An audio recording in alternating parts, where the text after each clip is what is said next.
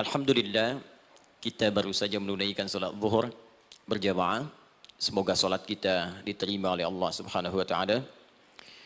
Ada dua hal yang paling penting tentang salat ini yang ditekankan dalam Al-Qur'an.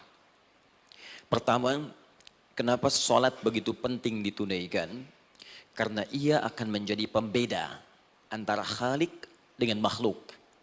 Jadi kalau kita ingin bedakan Tuhan dengan hamba, maka di antara titik penting perbedaannya, kata Allah langsung itu terletak pada aspek ibadah, khususnya sholat. Karena itu ketika Nabi Musa alaihi salam berkenan kemudian langsung diperintahkan oleh Allah sehingga disebut dengan kalimullah yang diajak bicara dan diperkenalkan tentang esensi ketuhanan Allah, maka disebutkan perintah langsung oleh Allah untuk menyembahnya dalam bentuk sholat. Al-Quran surah ke-20 Taha ayat ke-14. Kata Allah, innani anallahu la ilaha illa ana fa'budni wa aqimis salata li dzikri. Ya Musa, tidak ada Tuhan kata Allah selain saya. Ya, maka jika engkau telah tahu saya Tuhan, bedanya Tuhan dengan makhluk, fa'budni, maka kewajiban engkau sebagai makhluk menyembah saya. Bagaimana caranya ya Allah, kata Musa? Kata Allah, wa aqimis salata, rahmatullah. Wa aqimis salata lidzikri. Maka cara menyembahku itu adalah dengan solat. Karena itu semua nabi dan rasul, bahkan sebelum Nabi Muhammad SAW diperintahkan oleh Allah untuk mengajak umatnya seluruhnya untuk solat. Ya, Nabi Isa alaihissalam solat. Anda buka Quran surah 19 Maryam ayat 31 sampai 33. Nabi Ismail alaihissalam, ya kakeknya Nabi ke-29, solat. Bahkan meminta keluarganya solat. Quran surah ke-19 ayat 55. Wa kana ya'muru ahlahu bis salah. Nabi Zakaria, saudaranya Imran, solat. Quran surah ketiga, ya, ayat ke-38 sampai dengan 39. Ayat 39-nya tegas mengatakan, fanadathu malaika wa huwa qa'imun yusalli fil mihrab. Jadi kalau kita urutkan dari Nabi Muhammad SAW sampai Nabi Adam alaihissalam, semua menunaikan salat kepada Allah Subhanahu wa taala. Ya, Muhammad bin Abdullah bin Abdul Muttalib bin Hashim bin Abdul Manaf bin Qusay bin Murrah bin Kilab bin Ka'ab bin Ghalib bin Fihir bin Malik bin Nadar bin Kinana bin Khuzaimah bin Mudrikah bin Ilyas bin Nizar bin Mudar bin Ma'ad bin Adnan bin Addi bin Adri bin Muqawwam bin Nagur bin Tarikh bin Ya'rub bin Yasjub bin Nabit bin Ismail alaihissalam bin Ibrahim alaihissalam bin Azar atau bin Nahur bin Abir bin Kinan bin Arfakhshad bin Sam bin Nuh alaihissalam bin Mihlail Matushala bin Kinan bin Anwas bin This bin Adam alaihissalam. Dari Nabi Muhammad SAW sampai Nabi Adam semua salat. Coba ulangi. Nanti dalil singkatnya dari Quran surah keempat ayat 163 paling kiri sebelah atas di mushaf. Inna auhayna ilaika kama auhayna ila Nuhin wan nabiyyin min ba'di. Muhammad, apa yang kami telah wahyukan kepadamu sudah pernah pula kami sampaikan kepada Nuh alaihissalam dan nabi-nabi setelahnya. Kenapa tidak disebutkan Adam sebelumnya? Karena Adam itu nabi bukan rasul. Nabi diberikan risalah untuk pribadi dan kalangan dekatnya, rasul diberikan risalah tugas untuk mengajak umat. Kenapa Nabi Adam bukan rasul? Karena zaman Nabi Adam belum ada umat. Siapa yang mau diajak? Ya? Ini bagian pertama. Jadi kalau kita hari ini masih mendapat kesempatan sholat, alhamdulillah, ini artinya sampai hari ini kita masih benar-benar manusia. Kan kalau ada orang yang kemudian tidak mau beribadah apalagi sholat, terkhusus ketika dia beriman, maka penting dipertanyakan, masihkah ada iman dalam dirinya? Karena itu kata Allah dalam Al-Quran, surah ke-8 ayat yang kedua, aku akan perdengarkan namaku, sehingga ketika disebutkan itu, kita bisa menguji adakah getaran iman dalam jiwa kita. Quran surah 8 Al-Anfal ayat kedua. Innamal mu'minuna alladzina idza dzukirallahu wajilat qulubuhum. Sungguh orang yang masih punya iman itu, kalau diperdengarkan nama Allah kepadanya, akan ada getaran dalam jiwanya. Karena itu setiap hari 5 kali diperdengarkan nama Allah. Untuk menguji di jiwa kita masih ada iman tidak? Bahkan dari bangun tidur, bayangkan waktunya dibagi sempurna persis. Dari mulai subuh baru bangun, menjelang ke siang, mau berakhir siang ke sore, sore pindah ke maghrib, hilang kemudian muncul gelap malam. 5 kali persis dibagi waktu. Diperdengarkan untuk menguji. Kira-kira setelah subuh siang masih ada nggak iman? Sore masih ada nggak? Ya Allahu Akbar, Allahu Akbar. Karena itu kalau iman masih ada melekat di jiwa kita, demi Allah saya katakan, begitu kita mendengar suara azan, pasti hati kita akan mengatakan, Allahu Akbar, Allahu Akbar. Wih, sudah azannya. Pernah begitu? Ya, walaupun mungkin setelah selesai, La ilaha illallah, baru azan, belum qomat. Ya, itu normal, gak apa-apa. Yang penting iman masih ada. Nah, ini menunjukkan ada getaran dalam jiwa. Satu itu. Yang kedua, ini yang jarang dimanfaatkan teman-teman. Jadi seringkali sholat dimaknai pada ibadah formal bagian pertama saja. Adapun yang keduanya, ini yang jarang digali. Padahal sekali saja dalam sehari, itu 5 kali Allah menunggu kita. Ternyata sholat itu satu-satunya wasilah ibadah yang disebutkan dalam Al-Quran untuk langsung memohonkan semua kebutuhan yang kita rasakan. Bahkan sebelum kita diminta sholat, itu kalimat pertamanya bukan ibadahnya. Kata Allah, kau punya masalah apa? Sedang butuh apa? Sedang punya problem apa? Buka Quran surah kedua Al-Baqarah ayat ke-45 sampai 46. Paling kanan pertengahan di usad. Wasta'inu bis-sabri was-salah. Perhatikan kalimatnya, indah sekali. Ya Allah menempatkan sholatnya bagian kedua. Kata Allah, wasta'inu, hei hambaku. Jika kalian punya persoalan dalam kehidupan, maka, perhatikan kalimatnya baik-baik, wasta'inu, mintakan solusinya kepadaku. Jadi kalau sedang punya masalah, bukan bikin status. Gak akan selesai. Sedang eksplorasi minyak, gak keluar-keluar, bikin status. Duh, susah sekali yang ngebornya. Gak akan selesai. Jalan macet, bikin status. Jakarta macet, ya gak akan selesai. Ya, apa yang harus dilakukan kata Allah? Jika Anda beriman kepadaku, yakin denganku, maka wasta'inu, punya persoalan minta kepada Allah.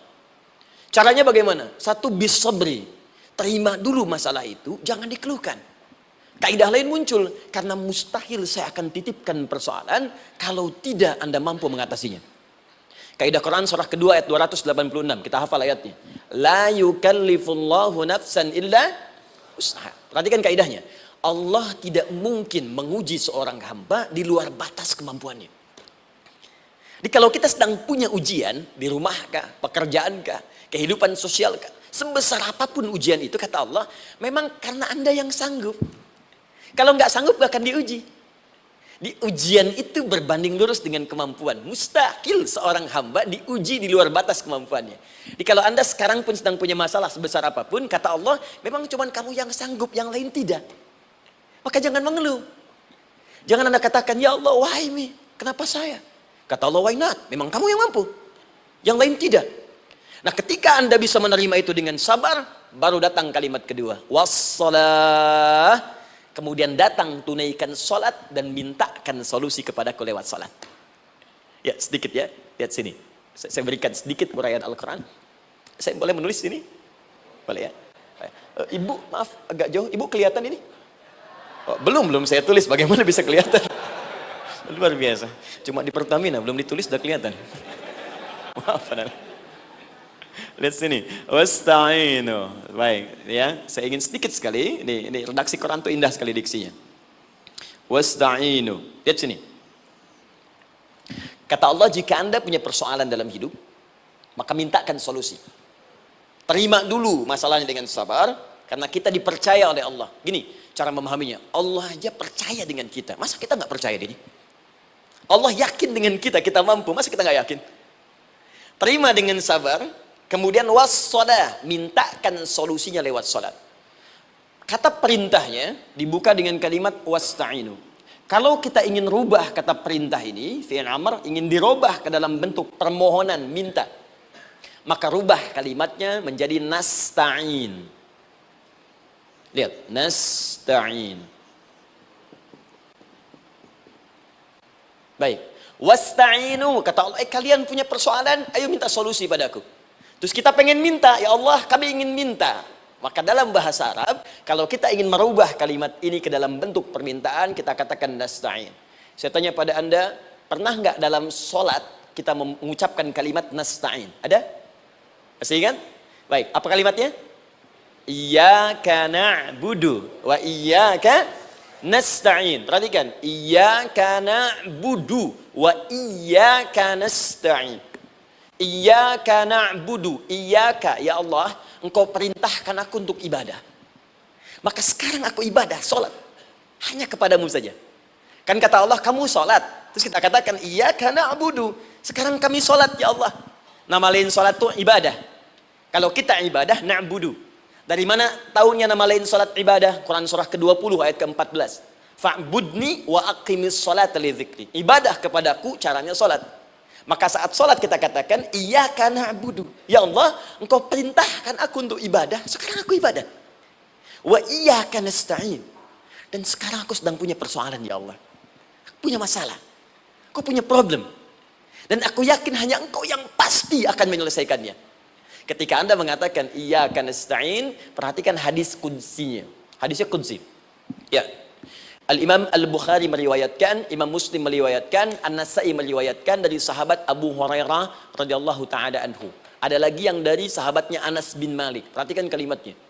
Idza qala al-'abdu iyyaka na'budu wa iyyaka nasta'in, jika hambaku dalam salatnya benar membacanya, benar dari awal salatnya sampai dengan kalimat iyyaka na'budu wa iyyaka nasta'in, ya Allah, sekarang aku ibadah kepadamu dan sekarang aku punya persoalan. Aku mohonkan solusinya darimu. Kata Allah, hadza baini wa baina 'abdi. Ini perjanjian antara aku dengan hambaku. Wali 'abdi, hadisnya qudsi. Wali abdi, kalau hambaku benar salatnya sampai kalimat ini, masalah, apapun yang dia minta sekarang, aku akan kabulkan. Aku akan kabulkan. Pertanyaan saya, berapa di antara kita yang salat sampai detik ini, ribuan kali ruku dan sujud, yang memanfaatkan momentum ini untuk memohon? Siapa di antara kita yang ketika salat memohon kepada Allah solusi? Jangan-jangan selama ini salat itu hanya menjadi formalitas saja. Takbir, ruku, sujud, salam, selesai. Takbir, ruku, sujud, salam, selesai. Padahal Allah sudah menunggu hambaku, kamu itu punya masalah apa? Makanya setiap waktu dibagi 5 supaya hidup kita ringan. Subuh ke zuhur punya masalah, zuhur salat. Begitu kita mohon, tuntas masalah itu. Zuhur ke asar punya persoalan, asar salat. Dijawab oleh Allah, tuntas persoalan itu. Karena itu semua nabi dan rasul, bahkan orang soleh, ketika punya persoalan dalam hidupnya, even itu hanya menulis karya ilmiah, maka mereka akan memulai dengan sholat dan minta kepada Allah Subhanahu Wa Taala. Teman-teman kenal Nabi Zakaria? Bagus. Baik, di sana belum tulis, sudah kelihatan. Sini kenal Nabi Zakaria, alhamdulillah. Tapi nggak apa-apa. Saya ke Sukabumi Pak, ada yang kenal Fir'aun.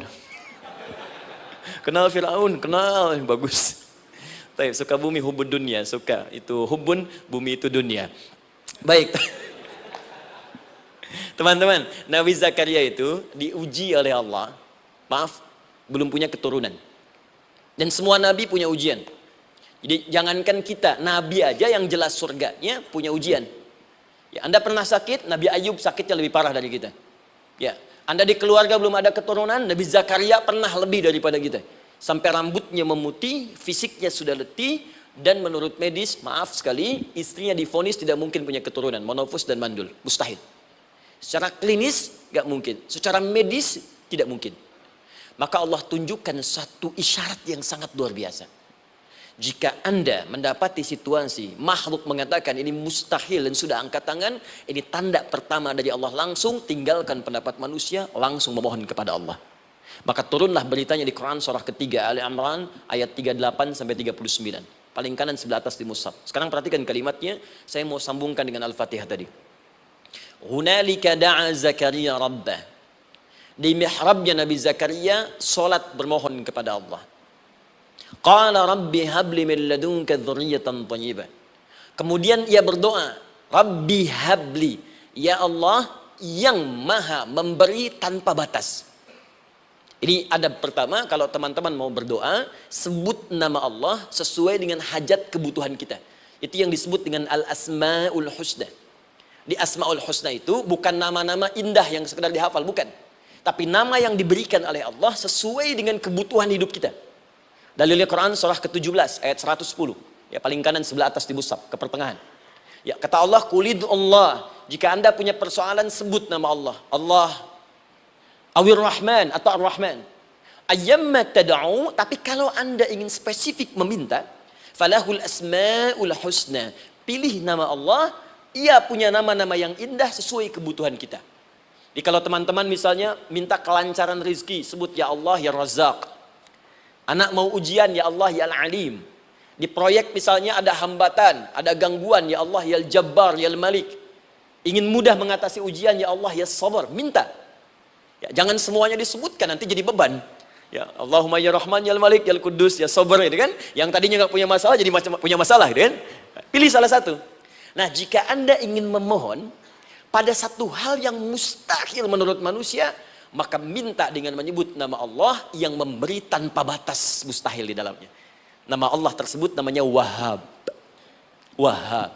Ya Allah, ya Wahhab. Al-Wahhab. Kalau kita rubah dalam bentuk permintaan, maka singkat kalimatnya dengan hab. Hab. Untuk sendiri habli, untuk banyakkan hablana.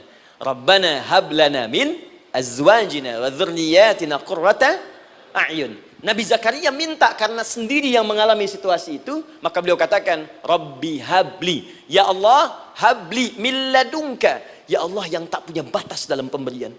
Mereka mengatakan aku tak akan punya keturunan. Mereka mengatakan mustahil aku punya anak. Dan aku yakin kau memberi batas tanpa memberikan pemberian tanpa batas. Aku mohon darimu saja. Darimu saja. Dzurriyyatan thayyibah, keturunan-keturunan terbaik. Innaka sami'ud du'a. Engkau pasti mendengar doa saya. Kalau pada yang maha memohon saja, maha mendengar saja tidak mengabulkan, lantas kepada siapa lagi aku mesti minta? Tapi poinnya bukan itu. Poinnya adalah, ini disampaikan oleh Nabi Zakaria dalam keadaan sedang sholat. Masih berdiri dalam sholatnya. Dalam bahasa Arab, berdiri disebut dengan qaimun. Qaim. Berdiri. Sedang sholat disebut dengan yusolli. Perhatikan ayat 39-nya. Fanadathul malaikatu wa huwa qaimun yusolli fil mihrab. Maka seketika ketika doanya selesai dipanjatkan, sholatnya belum selesai. Doanya selesai dipanjatkan, seketika datang malaikat menyampaikan, kamu dapat kabar gembira, Anda akan punya anak, bahkan namanya langsung diberikan oleh Allah, Yahya. Artinya hidup. Yang mustahil menurut manusia, lahir dari rahim seorang perempuan yang divonis monopos dan mandul, kata Allah, bagiku yang gak ada yang mustahil. Jadi dan hidup dia. Kapan itu terjadi? Masih sholat dan belum selesai dalam sholatnya, dalam keadaan berdiri. Sekarang saya tanya Anda, kita membaca iyyaka na'budu wa iyyaka nasta'in dalam keadaan ruku atau sujud? Sujud. Berdiri. Berdiri teman-teman. Betul kan? Dalam keadaan berdiri saat baca Al-Fatihah. Iyyaka na'budu wa iyyaka. Saat kita mengatakan wa iyyaka nasta'in, Allah balik bertanya, apa yang kamu butuhkan? Nabi Zakaria itu sholat dulu baru minta. Kita umat Nabi Muhammad karena keutamaan nabinya, sebelum sholat dah ditunggu. Butuh apa? Mau minta apa? Karena itu saya ingin katakan, ayo manfaatkan momentum sholat ini. Jangan sekedar kita kemudian tunaikan formalitas, tapi kita tidak mendapatkan keuntungannya. Ayo, semuanya. Dari mulai takbir sudah ada doa. Ruku ada doa. Bahkan sujud kita bisa perbanyak dalam bahasa hati kita untuk memohon kepada Allah Subhanahu Wa Taala. Jelas sampai di sini? Baik. Mudah-mudahan insya Allah doa kita dikabulkan oleh Allah Subhanahu Wa Taala. Ini baru mukaddimah, kita belum mulai. Ini pengantar. Tema kita hari ini tentang Al-Quran. Dan mudah-mudahan kita diberikan insya Allah kelancaran untuk bahasan kita. Dan topik ini insya Allah akan memberikan banyak manfaat dari apa yang kita kerjakan dalam keseharian kita. Saya mohon izin untuk melambatkan bacaan karena tadi hanya mengantarkan saja. Teman-teman, kenapa mesti Al-Quran? Apa esensi Al-Quran? Dan kenapa Al-Quran diwahyukan pada Nabi Muhammad SAW? Apakah khusus untuk sekedar dibaca? Atau ada satu nilai yang sangat penting yang justru itu mengandung nilai mukjizat yang paling dalam dari Al-Quran? Yuk kita mulai dengan Al-Quran surah kedua Al-Baqarah ayat ke-38, paling kanan sebelah atas. Disambungkan dengan Quran surah kedua ayat 185, paling kiri pertengahan di mushaf. Quran surah kedua ayat 38 dengan Quran surah kedua ayat 185.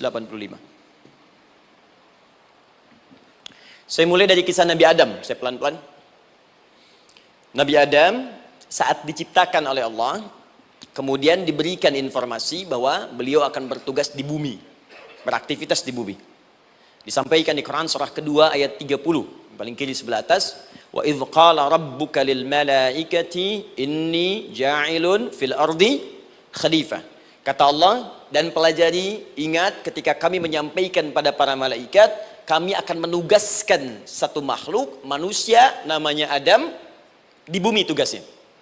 Untuk menjalani hidup di bumi.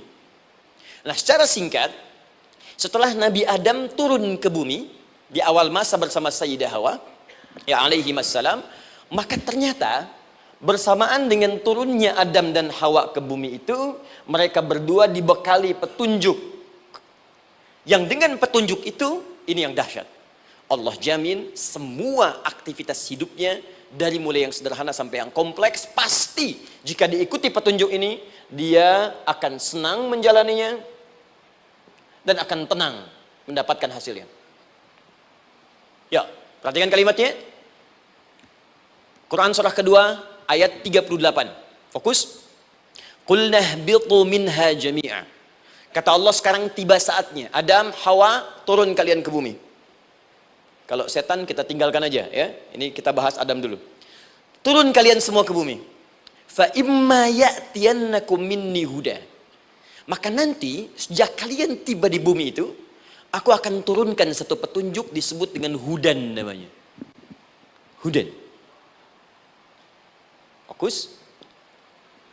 Faman tabi'a hudaya, maka jika Anda dan keturunanmu mengikuti semua detil di petunjuk ini, fala khaufun 'alaihim wa lahum yahzanun, maka aku pastikan engkau dan seluruh keturunanmu akan menjalani hidup di muka bumi dengan tenang dan senang.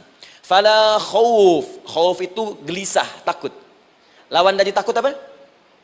Tenang. Lawan dari gelisah, tenang. Kata Allah, jika Anda mengikuti tuntunan hidup yang ini, maka saya jamin semua hidupmu tenang. Walahum yahzanun. Dan saya pastikan selama hidup di muka bumi itu, kalian tidak akan pernah bersedih. Senang. Lawan sedih, itu senang. Jadi ternyata kita itu diminta tugas di bumi itu bukan untuk dipersulit. Jadi kalau ada yang hidup sampai saat ini sedih deh, di rumah tangga sedih, di kantor nggak tenang, pasti di antara poinnya bukan nggak mampu senang, tapi boleh jadi yang hidup ini tidak membaca petunjuk kehidupannya. Anda kerja di perusahaan, teman-teman ada yang di Pertamina, ada yang di yang lain. Kalau Anda nggak ikuti petunjuk, kan pekerjaan tidak akan berlangsung dengan nyaman kan? Kalau Anda nggak ikuti aturannya, bagaimana bisa mengerjakan petunjuk itu dengan nyaman? Maka apalagi hidup yang kompleks, kata Allah, sejak Adam saya turunkan, sudah ada petunjuk kehidupan. Saya namakan dengan hudan. Anda ikuti petunjuk ini, maka langsung jaminan dari Allah, semua yang Anda jalani dalam hidup, pasti saya jamin senang dan tenang. Petunjuk ini disebut apa? Hudan. Nah, agak cepat. Di setiap masa, Nabi Adam selesai hidupnya, generasi kemudian berkembang, datang lagi Nabi Nuh, sampai ke Nabi Muhammad SAW. Perhatikan baik-baik. Setiap berganti generasi akan turun hudan sesuai dengan kebutuhan masyarakatnya pada saat itu. Baik, Nabi Musa menerima kitab apa namanya? Nabi Musa, Taurat. Taurat disebut hudan dalam Al-Quran. Muncul Nabi Musa, kitabnya disebut Taurat. Perhatikan baik-baik. Tahukah teman-teman ketika Taurat disebutkan dalam Al-Quran? Buka Quran surah ke-17. Ya, ayat yang kedua. Wa ataina Musal kitaba. Kami berikan kepada Musa kitab. Lihat, wa ja'alnahu hudan li bani Israil. Dan kitab yang kami berikan itu, yang disebut Taurat, Ali Imran ayat yang ketiga, wa anzalat Taurat wal Injil. Kami berikan Taurat kepada Musa. Nah, saat Allah turunkan Taurat itu, hudan li bani Israil. Isi Taurat ini adalah petunjuk kehidupan khusus untuk Bani Israel saja. Umatnya Musa. Jadi kalau umat Nabi Musa mengikuti petunjuk hudan, Taurat ini, kata Allah, saya jamin semua hidupnya tenang dengan senang. Nabi Isa turun Injil. Injil disebut hudan dalam Al-Quran. Dan yang terakhir, saya cepat karena waktu kita terbatas, ketika Allah menurunkan Nabi Muhammad SAW dan dipilih sebagai Rasul, maka saat yang bersamaan beliau pun diberikan petunjuk untuk umatnya. Dan dahsyatnya, petunjuk itu pun disebut dengan hudan. Buka Quran surah kedua, ayat 185. Syahrul Ramadan alladzi unzila fihi al-Quran. Di bulan Ramadan itu, kata Allah, saya turunkan Al-Quran. Kenapa saya turunkan Al-Quran? Hudal linnas. Saya jadikan Quran ini sebagai petunjuk, pedoman hidup, linnas, bukan terbatas untuk satu komunitas, tapi untuk seluruh manusia sampai kehidupan berakhir. An-Nas disebutkan 241 kali dalam Al-Quran, menunjuk pada semua manusia tanpa kecuali. Ini bedanya Al-Quran dengan kitab sebelumnya. Taurat hanya untuk kalangan tertentu saja. Jadi selesai nabinya, selesai kitabnya. Injil hanya kalangan tertentu saja. Nabinya selesai, selesai kemudian misinya. Tapi Al-Quran tidak. Ini kalimat pertama langsung dari Allah, walaupun nabinya wafat, tapi karena Al-Qurannya didesain oleh Allah untuk seluruh manusia sampai kehidupan berakhir, maka pasti Al-Quran itu di setiap masa akan mampu dijadikan pedoman dalam kehidupan.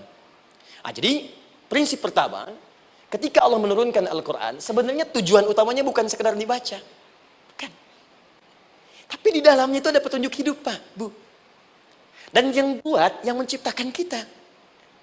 Bukankah Anda kalau ingin memperbaiki sesuatu akan datang kepada penemunya, penciptanya?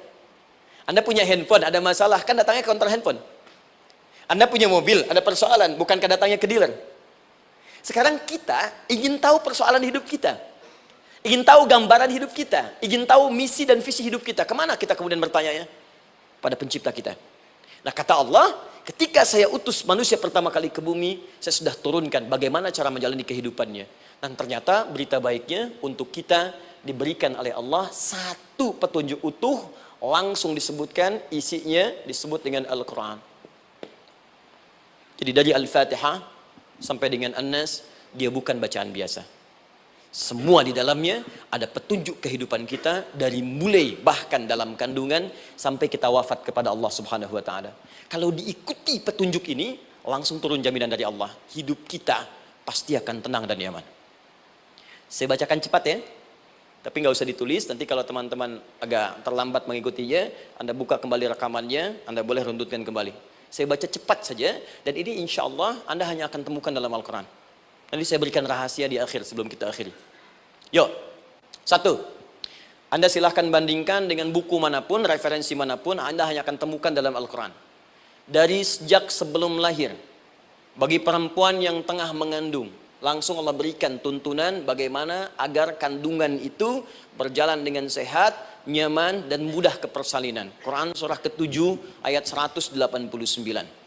Perkembangannya bisa diamati dan dicek kemudian, ya baik ke dokter atau yang lain, nanti perkembangannya disebutkan di Quran surah ke-22 ayat ke-5.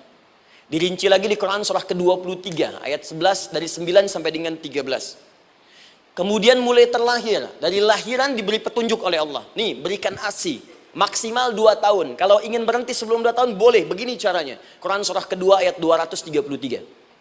Dari sampai usia 2 tahun, menjelang balik, kata Allah berikan 4 pendidikan dini. Ini turunannya, disebutkan 1, 2, 3, 4. Jika Anda ajarkan ini, maka anak ini akan tumbuh. 1, dekat dengan Allah. 2, dijamin taat pada orang tuanya. 3, dia akan baik dengan lingkungannya. Dan 4, dia akan bertahan dalam kebaikan sampai dia dewasa. Quran surah ke-31 ayat 13 sampai dengan 19. Usia 7 tahun, ya mulai dia balik misalnya, dia akan mulai belajar. Bagaimana cara belajar yang baik supaya cepat paham, gampang mengerti. Turun Quran surah ke-9 ayat 122. Amalannya di Quran surah 96 ayat yang pertama. Kemudian rinciannya diturunkan di Quran surah kedua ayat 282 di ujung ayatnya. Lalu bagaimana mencari sekolah yang bagus, majlis yang baik, guru-guru yang baik, diturunkan Quran surah ke-58 ayat ke-11. Dicontohkan tentang Maryam dan Nabi Isa alaihissalam di Quran surah ketiga ayat 35 sampai dengan 37. Naik lagi, dia mulai dewasa, ya mulai bergaul, bahkan kadang-kadang merantau, punya tempat komunitas berbeda. Bagaimana supaya dia bergaul tidak terpengaruhi lingkungan yang tidak baik. Maaf ya, kadang-kadang ibu yang sudah mengandung, melahirkan, ayah mencari nafkah, tiba-tiba anak pergi bahkan ke kampus, ke sekolah, dapat teman yang gak bagus, pulang-pulang mengecewakan Anda. Bagaimana menemukan tempat-tempat yang baik untuk bisa menjaga perilaku anak ini? Ditemukan nanti di Quran surah ke-49 ayat ke-13-nya. Dirinci perkembangannya di Quran surah ke-12 Yusuf ayat 2 sampai dengan ayat 29-nya. Sampai ketika dia akan mulai kemudian menikah. Kata Allah, pilih pasangan yang baik dengan ta'aruf, berikan mahar yang sempurna. Quran surah ke-4 ayat ke-4. Kemudian dia mulai menikah. Kata Allah, sebelum menikah, pelajari dulu fikih nikah. Banyak orang yang menikah, tapi karena tidak belajar tentang persoalan rumah tangga, apa yang akan terjadi di rumah tangganya. Detil Pak, Bu.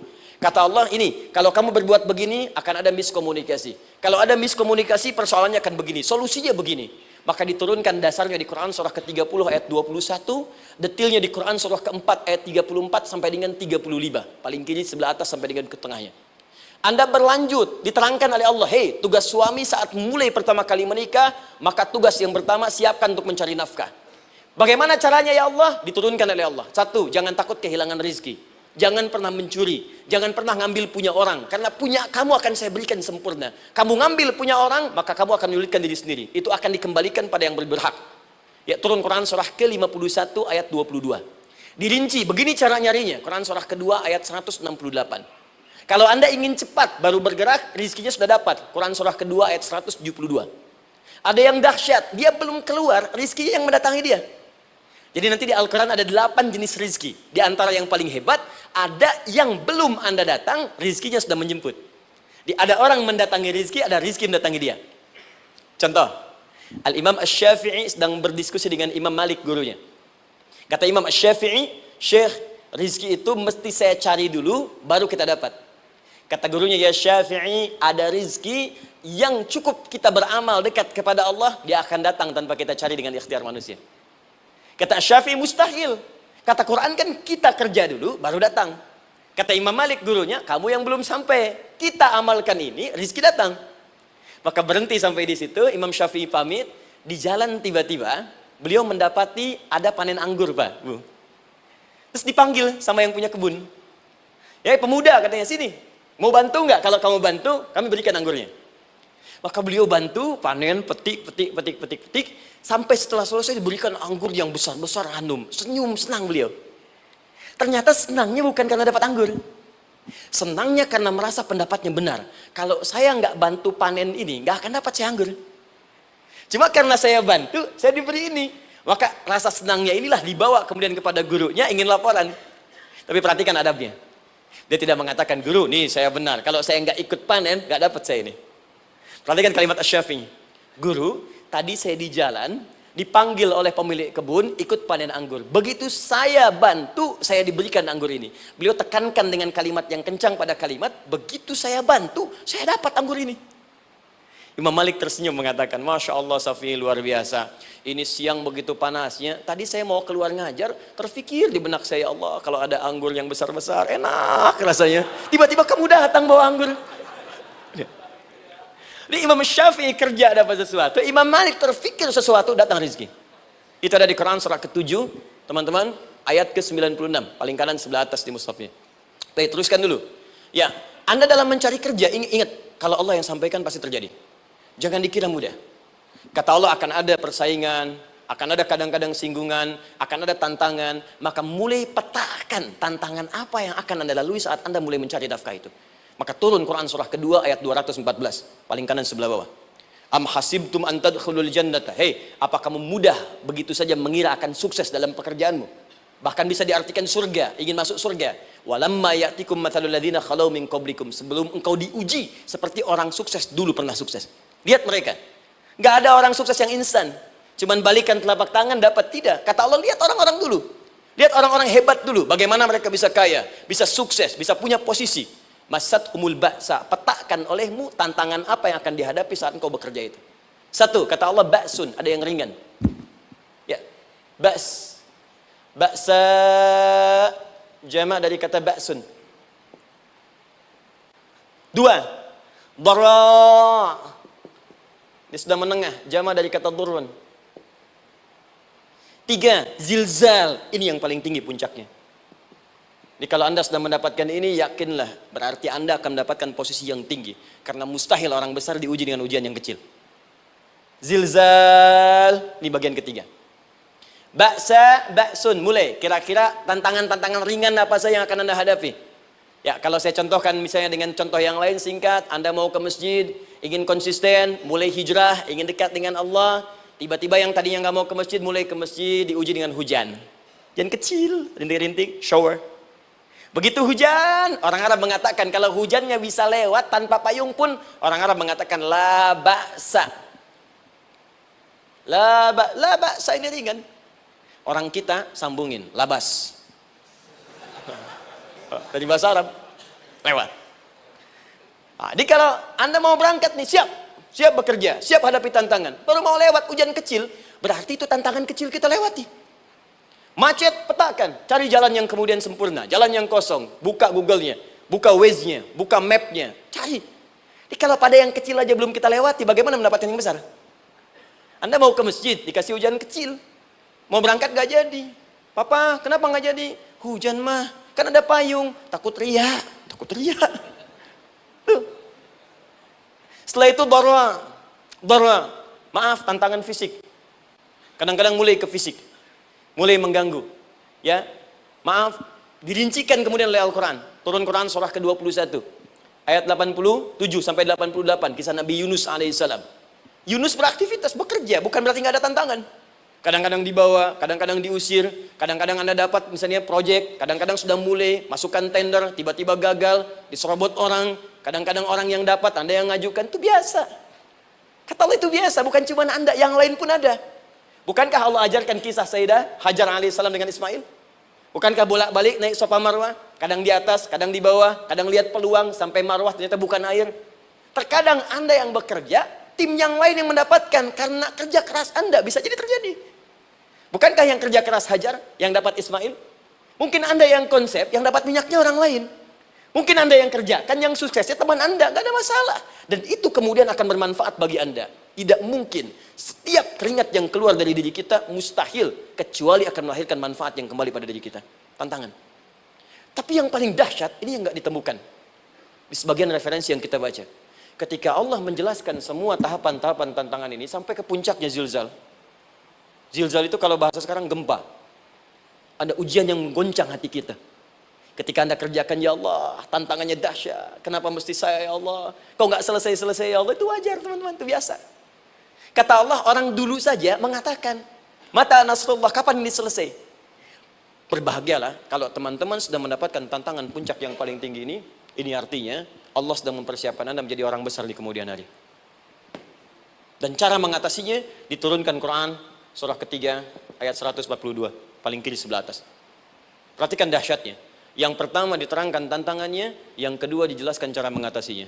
Saya mau berhenti sampai di titik ini, nanti saya terangkan cara berinteraksi dengan Al-Quran. Ya, perhatikan baik-baik. Kata Allah, jika kelak engkau sudah bisa memetakan tantangan ini, maka siapkan solusi untuk mengatasinya. Ayatnya dibuka dengan kalimat yang sama persis. Saya pernah sampaikan teori ini di dua perusahaan besar di Indonesia. Yang pertama ada salah satu perusahaan, karena ini direkam saya nggak sebutkan perusahaannya, perusahaan otomotif besar, sedang turun gratis, kemudian juga ada inflasi yang tinggi. Terus saya terangkan teori Quran. Dia praktekkan berhasil, Pak. Padahal saat itu saya presentasi di depan non-muslim. Non-muslim. Sales-sales se-Indonesia dikumpulkan, saya bedah tentang ini. Dan mereka berhasil. Sampai sekarang naik lagi. Yang kedua sama, ini direkturnya juga non-muslim. Tapi nggak apa-apa kita diskusi. Dan mau mendengar teori ini. Dan praktekkan, naik. Ya, dulu di satu perusahaan minyak juga. Sedang turun-turun, karyawan semua dikumpulkan. Lalu kita bahas tentang ini, kita terangkan. Yang ini yang paling menarik dari Al-Quran. Kalimatnya sama persis. Quran surah ketiga ayat 142. Am hasibtum an tadkhulul jannata. Apa Anda duga akan begitu mudah mendapatkan kesuksesan dalam hidup? Tolong fokus baik-baik. Jangan selalu mengartikan jannah dengan surga. Karena asal kata jannah itu artinya kesuksesan, kebahagiaan yang belum tampak. Surga, kenapa disebut dengan jannah? Karena itu puncak kebahagiaan kita yang belum nampak sekarang. Saya kasih rahasia ya, ini antara kita saja nih. Kalau ada kata jim dengan nun di depannya, itu pasti tidak nampak, tersembunyi. Apapun tambahannya. Ya, misal, jin kenapa disebut dengan jin? Karena memang ketika diciptakan, dia tidak tampak, tersembunyi. Lawannya ins, karena itu kita disebut ins, karena saat lahir kita tampak. 18 kali disebutkan dalam Al-Quran. Ya ma'syaral jinni wal ins, wa ma khalaqtul jinna wal ins. Jadi jin disebut jin karena memang fitrahnya tersembunyi, nggak nampak. Jadi kalau ada jin melakukan penampakan, itu jin sedang kena masalah. Sedang keluar dari fitrah. Sama dengan manusia, harusnya tampak. Jadi kalau ada manusia yang senang sembunyi-sembunyi, dia sama dengan, bukan saya yang bilang, sedang punya masalah. Ke kantor, sembunyi-sembunyi. Hati-hati Pak Alfian tuh. Biasa ada pintu depan, masuk pintu belakang. Suami di rumah, buka WA, sembunyi-sembunyi. Bu, hati-hati tuh. Pulang lewat pintu belakang. Berarti sedang punya persoalan dalam hidup. Setiap ada jim dengan nun, pasti tersembunyi. Ibu punya janin. Rahim. Dalam rahim ada janin. Kenapa disebut dengan janin? Jim, nun, ya, nun. Karena sosok itu belum nampak dalam pandangan kita. Nanti kalau sudah lahir, baru tampak. Jannah, kenapa disebut jannah? Karena belum tampak dalam pandangan kita. Nanti kelihatan. Karena itu dalam Al-Quran, kata jannah itu tidak dikhususkan dengan surga. Tidak dikhususkan dengan surga. Kadang-kadang menunjuk aspek kesuksesan yang belum tampak. Anda mau ngebor minyak, minyaknya belum tampak. Belum kelihatan. Anda mau kerja, ya hasilnya kan belum tampak. Baru ikhtiar sekarang. Karena itu orang Arab disebut kaya, kalau mereka mendapatkan kebun yang tak tampak sebelumnya. Kebun anggur, bukan kurma, kalau kurma banyak. Kebun anggur, ada apel, ada jeruk, sampingnya ada sungai-sungai, disebut dengan jannah. Ya, kalau punya unta, nggak kaya di Arab, biasa. Karena yang kelihatan padang pasir, unta, hitam, merah, biasa. Tapi kalau sudah punya kebun, kebun anggur, yang sulit di padang pasir ada kebun, itu baru disebut kaya. Karena itu orang Arab kadang mengartikan jannah dengan aspek kesuksesan yang belum tampak. Diartikan dengan kebun anggur, kebun apel, dan macam-macamnya. Perhatikan, am hasibtum an tadkhulul jannah. Apa Anda duga ingin sukses itu begitu mudah? Sukses jadi tidak. Walamma ya'lamillahu alladhina jahadu minkum wa ya'lamas sabirin. Perhatikan baik-baik. Sebelum Allah memastikan pada diri Anda terdapat dua hal yang paling utama untuk mengatasi tantangan tadi. Satu, jahadu. Kesungguhan. Serius. Jadi kalau mau sukses, mesti serius. Kerja serius. Cintai pekerjaan Anda. Ya, belajar anak-anak serius. Pastikan belajar dengan serius. Jangan cuma anak-anak duduk paling belakang, nggak pernah nanya, kadang ngantuk, pulang. Ujian, besoknya mau ujian, baru belajar. Ya, sistem SKS, sistem kebun. Ya kadang-kadang sejam Bu, Pak. Saya pernah ada orang di luar ngadu waktu di Libya, Ustadz gimana ini orang Indonesia? Kenapa? Saya belajar 3 bulan, besok mau ujian. Teman antum orang Indonesia pinjam catatan saya, baru semalam. Dia dapat 8, saya 7,5. Saya bilang, Anda belum tahu sistem SKS itu. Baik, ya. Tapi itu bukan solusi, begitu ujian selesai, ilmu lupa. Itu poinnya. Jadi kalau hanya sekedar ilmu dipakai untuk ujian, pada prakteknya nggak akan terpakai. Ini banyak anak sekolah sekarang hanya belajar untuk ujian saja. Padahal kalau dipraktekkan, kadang kaitan dengan agama tinggi Bu, Pak. Fisika itu dengan agama itu tinggi. Gaya F1 sama dengan F2, gaya gerak sama dengan gaya dorong. Gaya sedikit, maka keluarnya sedikit. Pukul kencang, bunyinya kencang. Imannya kalau kuat, amalan jadi banyak. Iman sedikit, amal pun sedikit. F berbanding lurus dengan P, hukum Pascal. Gaya berbanding lurus dengan tekanan. Masuk bab akhlak. Makin banyak gaya, makin banyak tertekan. Nah itulah. Gaji 5 juta, gaya 10 juta, kan? Ini serius. Serius, di divisi apapun Anda, saya 3 sepekan lalu lah, takziah ke tempatnya yang Habibie, terus diminta tausiah di sana. Dan saya perhatikan beliau termasuk yang paling serius ketika diberikan tugas apapun. Gak pernah diberikan amanah, kecuali mencintai pekerjaan itu. Yang Habibie demikian. Ciri orang sukses itu serius. Tapi keseriusan itu, kata Allah petakan jadi 3 bagian lagi. Karena jahadu itu punya 3 turunan kata. Satu, keseriusan merencanakan, disebut ijtihad namanya. Punya rencana. Mappingnya apa? Stepnya apa? Oke, Anda ingin kerjakan sebuah proyek, baik, proyeknya berlangsung berapa lama? Target kita apa? Jangka panjangnya, menengahnya, jangka pendeknya. Kemudian apa tantangan yang akan dihadapi di setiap tahapan-tahapannya? Selesaikan. Bahkan saking pentingnya tahap perencanaan ini ditunjukkan oleh Allah langsung lewat sholat. Teman-teman masih ingat sholat pertama yang kita kerjakan setiap hari, sholat apa namanya? Subuh. Apa artinya subuh? Tuh, ini masalahnya. Ini kata Al-Quran sendiri ya, kata Al-Quran sendiri. Nanti akan ditemukan orang yang ibadah tidak paham apa yang dikerjakan dan dilakukan dalam ibadahnya. Contoh sholat. Kata Allah akan ada orang sholat yang saat sholat tidak mengerti apa yang ia baca dan ia lakukan dalam sholatnya. Jujur tanyakan pada diri kita. Sampai detik ini, dari sekian ribuan kali ruku dan sujud, berapa persen bacaan sholat yang kita pahami? Jangan-jangan kita ruku tapi nggak ngerti yang dibaca. Sujud tak paham yang diungkapkan. Bagaimana bisa khusyuk? Mustahil. Maka kembali ke sini, kenapa sholat pertama itu disebut dengan subuh? Teman-teman, ternyata semua nama sholat dari subuh sampai isya, plus bacaan dan gerakan dari takbir sampai salam, itu bukan sekedar gerakan semata. Semua ada artinya, ada maknanya. Dan diajarkan oleh Nabi langsung. Subuh disebut dengan subuh. Ada dua kata. Satu, fajar, Quran surah ke-17 ayat 78, Inna Qur'an al-fajri kana mashhuda. Kedua, subuh di surat At-Takbir, was-subhi idza tanaffas.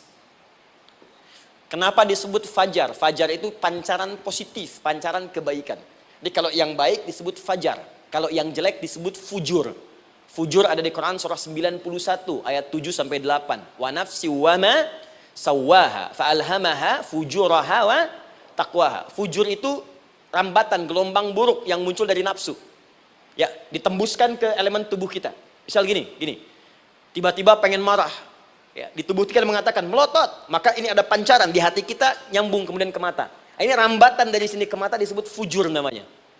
Mau ke tangan pukul, masuk ke tangan. Itu rambatannya disebut fujur namanya. Ya. Yang baiknya disebut fajar. Ya, misal saya ingin sholat, tiba-tiba hati mengatakan sudah azan, merambat ke kaki, cepat melangkah. Cepat wudhu. Nah, itu rambatannya disebut fajar namanya. Atau infajar. Ini pasti ada, ya. Fujur nama lainnya nafsu. Disebutkan 115 kali dalam Al-Quran. Takwa, rambatan fajar, sumbernya takwa. Disebutkan 115 kali dalam Al-Quran. Di jiwa kita ada takwa, ada nafsu. Takwa yang dorong malaikat, disebutkan 88 kali dalam Al-Quran. Nafsu yang dorong setan, disebutkan sama 88 kali. Di setiap Anda akan mengerjakan satu hal, pasti akan yang mendorong pada yang baik, akan mencegah dari yang baik itu nafsu. Pasti itu. Pak Alpian mau tanda tangan proyek. Tiba-tiba disodorkan, Pak, ini Pak. Kok begini proyeknya? Perbaiki, karena ada yang nggak beres. Tapi fee-nya lumayan Pak, 1 miliar. Nggak bisa, jiwa takwa mengatakan jangan terima Pak. Bapak mengatakan maaf, ini jari tahiyat, gak akan pernah dipakai maksiat, perbaiki, datang lagi. Ini Pak, kok sama? Fee-nya diperbaiki Pak, 100 miliar. Nafsunya mulai berkata, terima. Takwanya bilang, jangan. Akhirnya beliau katakan, tangan tahiyat gak akan pernah dipakai maksiat. Tapi tunggu, saya istiqoroh dulu.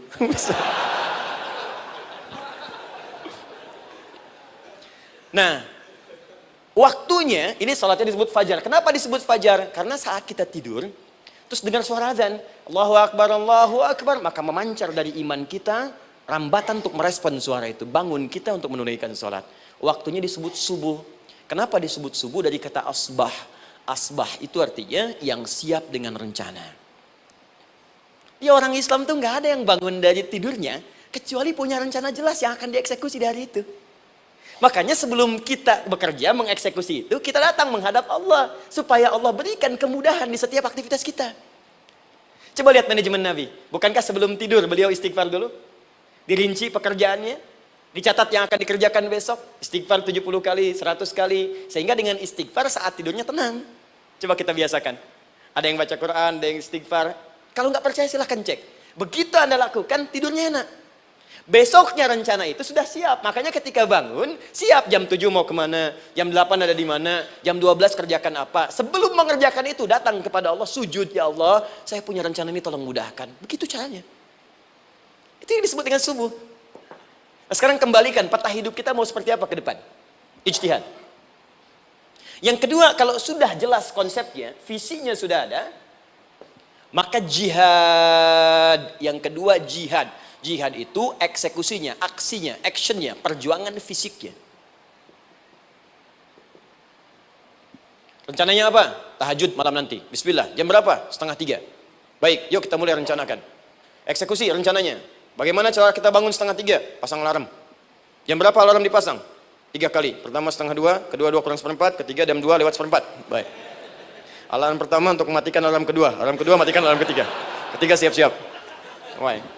Siap bangun. Jihad. Awas, ini penting ya. Jihad itu jangan dipersempit maknanya kepada situasi peperangan saja, tidak. Banyak jihad itu luas sekali medannya. Karena jihad itu perjuangan fisik. Dan maaf sekali, dalam konteks perang pun bukan menyerang orang. Tapi membela diri saat diserang. Di Islam itu bukan agama ekspansi. Cek di sejarah, nggak ada Islam menyerang. Yang ada itu membela diri saat diserang. Atau saat orang lain dizalimi dan kita diminta untuk terlibat, kita membantu. Ini bukan dalam konteks sekarang yang banyak dibincangkan, tembak orang, bom orang, nyerang orang, bukan. Itu waktu kejadian bom Tamrin itu pertama, saya di Lampung posisinya. Itu begitu meledak, duar. Pertanyaan pertama Pak di Majelis Taklim, Ustaz, apakah bom di Jalan Tamrin termasuk jihad fisabilillah? Saya bilang, Pak, sependek pengetahuan saya, jihad fisabilillah itu jihad di jalan Allah, bukan di Jalan Tamrin. Kaidahnya beda. Nah, misal mencari nafkah itu jihad. Cari nafkah jihad. Quran surah keempat ayat 34, paling kiri sebelah atas. Tugas pertama ketika menikah, kata Allah, ar-rijalu qawwamuna 'alan nisa. Setiap lelaki itu diminta oleh Allah untuk mengatur bagian rumah tangganya. Jadi pemimpin di rumah tangganya. Ya bima faddalallahu ba'dahum 'ala ba'din, karena diberikan kemampuan untuk memimpin. Di pemimpin itu ada di suami. Dan ciri khas pemimpin, Bu, biasanya ciri khas pemimpin apa, Bu? Bukan tegas, bukan. Ciri khas pemimpin itu tidak mau dipimpin. Makanya kalau ada sesuatu, masukkan lewat usulan, jangan beri saran. Kalau saran susah, itu pemimpin. Baik, tapi yang paling luar biasa kata Allah, perhatikan kalimatnya indah sekali. Wa bima anfaqu min amwalihim. Saya berikan tugas untuk mencari nafkah. Ketika seorang lelaki bertugas mencari nafkah, ingat ya, konteks apapun, kalau perempuan nanti bekerja bukan nafkah poinnya. Bisa hobi, ya, bisa aktivitas, tapi nafkah kalau sudah menikah itu ada pada suami. Perempuan tidak. Kalaupun tidak dilarang perempuan bekerja, tidak.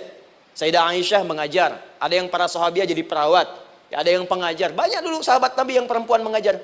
Ya, kan ada pelajaran-pelajaran khusus perempuan. Ya, ada bagian perawat, ada dokter. Ini kan yang ngandung perempuan, masa yang periksa laki-laki? Ya, ada bagian perempuan tertentu, itu silahkan bekerja boleh. Tapi nafkah laki-laki. Begitu lelaki meniatkan pekerjaannya karena Allah untuk mencari nafkah, itu setiap langkahnya jihad fisabilillah. Wafat, syahid. Maaf ya, apakah selama Anda bekerja sudah diniatkan ibadah? Jangan-jangan cuma kerja aja. Kalau cuma kerja, apa bedanya Anda dengan yang belum beriman? Anda wafat juga. Kerja di gedung yang sama, berangkat menemukan kemacetan yang sama. Apa bedanya iman kita dengan yang lain? Satu, kita pasti wafat, pasti pulang. Dan kita nggak bisa pilih, ya nggak bisa pilih. Antum bisa duluan, saya belakangan mungkin. Atau ditukar, saya belakangan, Anda duluan mungkin. Atau memang saya bisa duluan, ya duluan menyolati Anda. Oke, paham ya? Jadi ibu di rumah jihad, Bu, pada anak, perawat, mengandung itu sudah jihad. Jadi kalau wafat dalam proses saya melahirkan atau sedang mengandung itu syahid. Itu jelas nggak ada perbedaan pendapat. Anak-anak yang sekolah niatkan ibadah, Bu, Pak. Mohon maaf ya, mesti ada bedanya. Iman kita di rumah mesti itu terpancar kepada anak-anak. Ajarkan mereka sekolah yang baik. Pilih sekolah yang mengajarkan sholat, mengajarkan baca Quran. Sekarang banyak kok. Fisikanya bagus, Qurannya bagus, kimianya bagus, sholatnya juga bagus. Cari, kalau bisa dunianya bagus, akhirat bagus, kenapa hanya pilih dunia saja? Siapkan, itu jihad. Terakhir, tidak mudah mengeksekusi ini, pasti ada tantangan yang ketiga, namanya mujahadah. Mujahadah. Tantangan mengatasi gejolak jiwa. Kadang-kadang malas, capek, ya belum eksekusi dilakukan, sudah berdebat pada yang tidak penting, sehingga tidak menghasilkan kesimpulan, ragu-ragu, khawatir, maka atasi semua itu. Turun Quran surah kedua ayat 216. Kutiba alaikumul qitalu wa huwa kurhul lakum. Kalau engkau sedang tidak nyaman, maka perangi ketidaknyamanan itu jika engkau ingin mendapatkan kesuksesan yang telah engkau cita-citakan. Asa an takrahu syai'an fa huwa khairul lakum. Boleh jadi apa yang engkau tidak rasakan sekarang, engkau rasakan gak enak, gak nyaman, di balik itu Allah sedang siapkan sesuatu yang lebih baik untukmu. Wa asa an tuhibbu syai'an fa huwa syarrul lakum. Mungkin yang engkau harap-harap sekarang boleh jadi itu belum baik untukmu sekarang. Allahu ya'lamu wa antum la ta'lamun, karena Allah lebih tahu masa depan, engkau pikiranmu pendek sampai di sini saja. Maka teman-teman sekalian, kembalikan lagi, tidak pernah Anda akan temukan dalam Al-Quran kecuali bimbingan hidup yang semuanya nyata. Silahkan cek. Itu baru pekerjaan. Belum ibu di rumah, ibu capek merawat anak, kadang mengeluh, kadang nangis. Turun Quran surah ke-17 ayat 23. Kadang-kadang ada beda pendapat dengan suami, Quran surah ke-4 ayat 34 sampai 35. Masalah kondangan saja, Pak, bisa beda pendapat. Ya. Ya, Pak, kan ada family gathering malam, Mama pakai baju apa ya? Hijau apa yang biru? Masya Allah, kata Anda biru bagus, Mah. Kata Mama kayaknya hijau deh, Pak. Tuh. Nanya tapi udah punya jawaban. Ya, bagus kalau dipakai, begitu keluar kuning. Naik lagi, Anda udah 40 tahun, anak masih ada, turun Quran surah ke-46 ayat 15. Kemudian naik lagi sampai Anda sepuh, sampai kembali ke keadaan tidak normal seperti anak-anak lagi, Quran surah ke-22 ayat ke-5. Sampai ada amalan, kalau Anda jangan kira Anda akan hidup selamanya, Anda pasti wafat. Quran surah ketiga ayat 185. Bahkan diajarkan kalau wafatnya ingin enak, begini caranya. Pelajari Pak, jangan cuma dunia, kita akan meninggal. Ini ada di Quran, kalau pengen meninggalnya enak, begini caranya. Ya kalau nggak percaya silahkan amalkan, nanti kita akan lihat di akhir. Ya, betul akan kelihatan. Quran surah ke-89 ayat 27 sampai 30.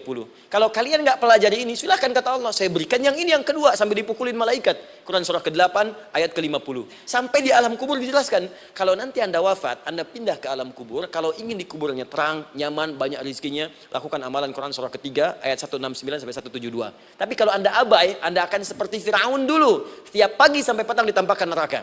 Quran surah ke-40 teman-teman sekalian disampaikan oleh Allah langsung ya dari ayat 45 sampai 46-nya. Sampai terjadi kiamat disampaikan Quran surah ke-75. Sampai dihisab, ada yang masuk surga tanpa hisab. Quran surah kedua ayat 25. Ada yang masuk neraka tanpa hisab. Ada. Kan yang kita tahu surga aja. Masuk neraka tanpa hisab ada. Quran surah 18 ayat 99 sampai dengan 100. Sampai disebutkan surga yang paling indah nomor 1 bersama Nabi dan orang-orang soleh. Jadi kalau Anda masuk sini, tetangga Anda semua Nabi. Ya, depannya Nabi Ibrahim, belakangnya Nabi Musa misalnya, samping kirinya Nabi Yusuf, ya, samping kanan Nabi Muhammad SAW. Itu cuma 3 golongan. Orang soleh, para syuhada, orang-orang jujur dalam kehidupan dunianya. Jadi kalau Anda jadi pekerja yang jujur, taat kepada Allah, Anda berpotensi masuk surga bersama semua Nabi dan Rasul yang pernah diutus. Ya. Baik, itu ada di Quran surah keempat ayat ke-69. Ada yang kedua di taman surga, Quran surah ke-51 ayat 15 sampai dengan 18. Ada yang surga seluas langit dan bumi, Quran surah ketiga ayat 133 sampai 134. Ada yang neraka yang biasa, ya, sebiasa-biasa nerakanya kebakar juga. Quran surah 4 ayat 56. Tingkat paling tinggi neraka jahanam untuk 2 golongan, munafik, ingat, munafik dan kafir. Jadi kalau Anda pun muslim, jauhi perbuatan munafik. Karena munafik akan mengantarkan langsung ke dalam neraka jahanam. Quran surah keempat ayat 140. Mana yang tidak ada? Mana yang nggak ada di Quran? Semua ada. Bisnis ada, ya birokrasi ada, diplomasi ada, mengajar ada, ilmu ada. Karena itu saya mau tutup, jika kita ingin benar mengeluarkan petunjuk ini, seperti orang dulu pernah melakukannya, maka kata Allah melalui lisan Rasulullah turun Quran surah ke-29 ayat ke-45. Satu ini aja kita kerjakan, insya Allah ini akan beda kita rasakan. Utslu ma wuhya ilaika minal kitab.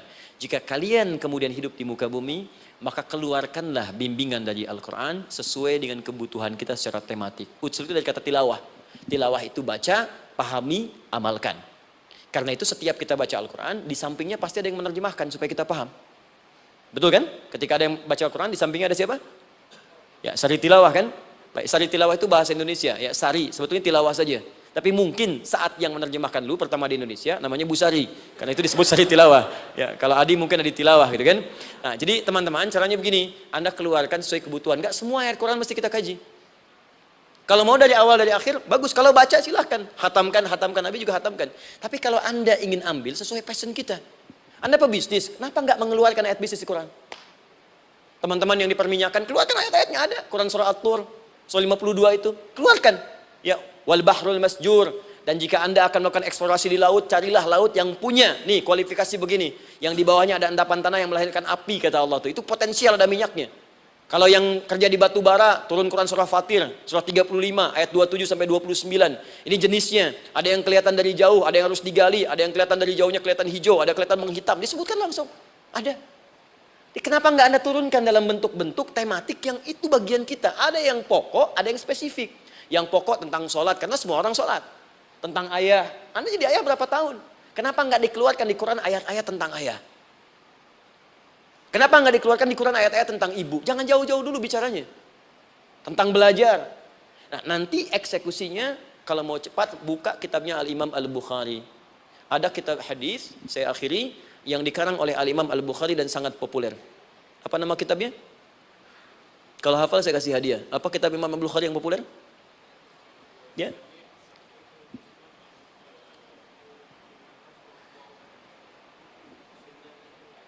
Baik, Anda saya kasih hadiah umrah. Baik.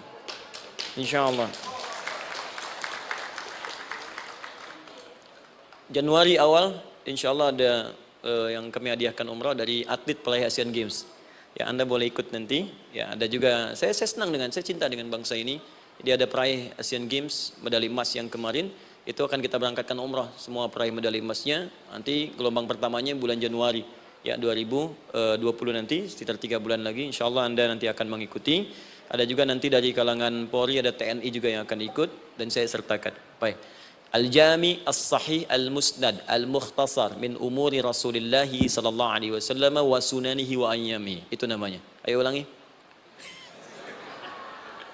Disingkat Sahih Al-Bukhari. Kenapa saya bacakan lengkap? Bukan karena singkatannya, tapi banyak orang sekarang baca buku, baca kitab, hanya langsung ke isinya. Padahal setiap ulama ketika menuliskan judul kitabnya, itu pasti ada petunjuk di dalamnya. Kata Imam Al-Bukhari, Al-Jami As-Sahih. Kitab ini saya buat sebagai petunjuk umum miniatur kehidupan Nabi yang bisa kita ambil hikmahnya sekarang. Jadi kalau kita pengen tahu bimbingan Nabi di masa lalu, supaya kita terapkan sekarang, buka kitab saya ini. Semuanya mustad bersambung kepada Nabi. Sahih saya pastikan, saya teliti satu-satu. Al-Mukhtasar, saya persingkat, gak bertele-tele. Nah ini poinnya. Min umuri Rasulullah SAW wa sunani wa ayyamihi. Ini semua pekerjaan Nabi selama 24 jam. Secara singkat saya tutup dibagi 97 pembahasan. Setiap 97 pembahasan, satu babnya itu berisi bimbingan hadis-hadis Nabi. Di situ ada bab tentang bisnis, kitabut tijarah. Bab tentang ilmu, kitabul ilmi. Bab bahkan tentang sakit, kalau pengen cepat sembuh apa? Kitabul marid. Bab tentang pemerintahan, kitabul imarah. Bab tentang penguatan iman, supaya naik gak turun-turun, kitabul iman. Anda tinggal pilih profesi apa, cari Sahih Al-Bukhari, harganya murah. Maaf, dibandingkan pulsa Anda pun masih murah kitab Al-Bukhari. Ya, beli 4 jilid cuma 350.000 yang bahasa Arab saja. Ya, kalau mau terjemahan, cari terjemahannya. Ya, dapatkan itu, keluarkan babnya sesuai profesi kita. Itu ketika dibuka kitab ini, yang pertama muncul ayat Quran dulu. Ini ayatnya, ini hadisnya. Ini ayatnya, ini hadisnya. Teman-teman gak usah baca semuanya. Keluarkan passion Anda apa, di situ belajar. Sebulan saya belajar ini, besok saya pindah lagi. Sebulan topik ini, besok ke topik yang lain lagi. Saya kira insya Allah, kalau itu kita terapkan dengan baik, maka Al-Quran akan hidup dalam seluruh aktivitas kita, dan mudah-mudahan keberkahan akan diturunkan oleh Allah Subhanahu wa Ta'ala. Ya. Terima kasih telah menyimak video ini hingga akhir. Semoga setiap kata yang kita dengarkan hari ini dapat menjadi penguat hati di saat kita sedang lelah menghadapi kehidupan. Dalam setiap ujian yang kita rasakan, percayalah bahwa Allah tidak pernah meninggalkan hamba-Nya. Bahkan, di balik setiap kesulitan, Allah sedang menyiapkan sesuatu yang jauh lebih baik. Bersabarlah, karena tidak ada kesedihan yang abadi, dan tidak ada doa yang sia-sia. Mari kita terus berusaha, memperbaiki diri, dan mendekatkan diri kepada Allah dengan penuh keyakinan dan keikhlasan. Semoga Allah memperbaiki keadaan kita, melapangkan hati kita, dan menggantikan setiap kesulitan dengan kebahagiaan yang lebih indah. Jangan lupa untuk membagikan video ini kepada keluarga dan sahabat, agar semakin banyak yang mendapatkan ketenangan dan harapan. Semoga setiap kebaikan yang kita sebarkan menjadi amal jariah yang terus mengalir pahalanya. Wassalamualaikum warahmatullahi wabarakatuh.